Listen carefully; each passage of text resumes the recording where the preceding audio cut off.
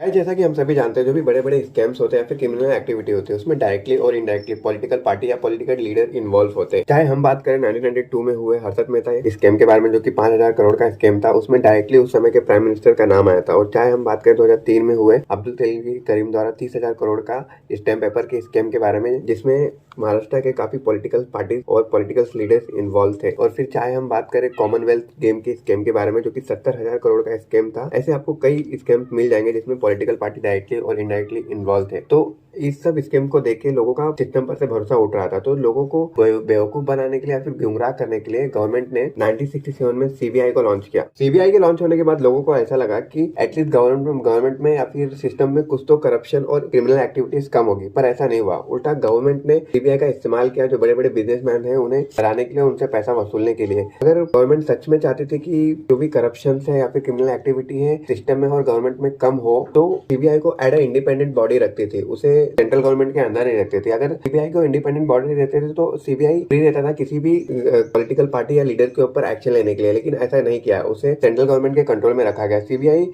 बिना central government के permission के किसी भी पॉलिटिकल पार्टी या फिर किसी भी लीडर के ऊपर एक्शन नहीं ले सकती है। तो गाइस, आपको ऐसा लग रहा है कि चलो ठीक है, सीबीआई सेंट्रल गवर्नमेंट के कंट्रोल में है, तो एटलीस्ट जो स्टेट गवर्नमेंट है और अदर ऑपोजिशन पार्टीज हैं वो लोग तो करप्शन नहीं करेंगे, और करेंगे तो पकड़े जाएंगे। पर ऐसा नहीं है। उन्होंने इस लॉ में भी चेंजेस किए। As per the DSP act 1946 under section 6 हर स्टेट गवर्नमेंट को विड्रॉल कंसेंट का राइट मिला है। तो इस राइट के अंतर्गत सिंपल शब्दों में कहा जाए तो सीबीआई बिना उस स्टेट गवर्नमेंट के परमिशन के उस स्टेट में कोई भी इन्वेस्टिगेशन नहीं कर सकती, चाहे वो कितना भी बड़ा फ्रॉड या स्कैम हुआ हो। गाइस, आप इस इमेज को ध्यान से देखिए। इसमें टोटल 8 स्टेट है, मिजोरम, वेस्ट बंगाल, केरला एक्सेट्रा। तो ये सब सारी 8 स्टेट है, इन्होंने विड्रॉल कंसेंट लिया है सीबीआई से, यानी कि सीबीआई इन सब स्टेट में इन्वेस्टिगेशन नहीं कर सकते। ये पीछे का मेन रीजन आप जानते हैं। जैसे ये सारी जो स्टेट है, राजस्थान, केरला, ये सब ना नॉन बीजेपी रूलिंग पार्टी है। नॉन बीजेपी रूलिंग पार्टी है, मतलब इस टाइम में सेंटर में कौन बैठा है? बीजेपी बैठे। बीजेपी सेंटर में बैठी है, तो सीबीआई किसके कंट्रोल में हुआ? बीजेपी के कंट्रोल में हुआ। तो ये सब पार्टीज अच्छे से जानती है कि इनके हम कोई भी करप्शन करते हैं वहां से बीजेपी को एक पॉइंट मिल जाएगा, और वो क्या करेगी? सीबीआई का तुरंत इन्वेस्टिगेशन का इंक्वायरी बैठा देगी इनके ऊपर, और इनके लीडर जेल में चले जाएंगे। तो इससे क्या होगा कि पार्टी का इमेज खराब होगा। तो इसके लिए ये लोग क्या किया है कि विड्रॉल कंसेंट लिया है अंडर सेक्शन 6, सीबीआई इनके स्टेट में इन्वेस्टिगेशन नहीं कर सकती। एक्चुअली लॉ एंड ऑर्डर ना सिर्फ और सिर्फ जनरल पीपल के लिए रहता है। ये लोग आपस में लॉ एंड ऑर्डर की धज्जियां उड़ा कर रखते हैं। तो गाइस, कैसा लगा हमारा video? Please like and subscribe the channel. मिलते हैं नेक्स्ट वीडियो में। जय हिंद।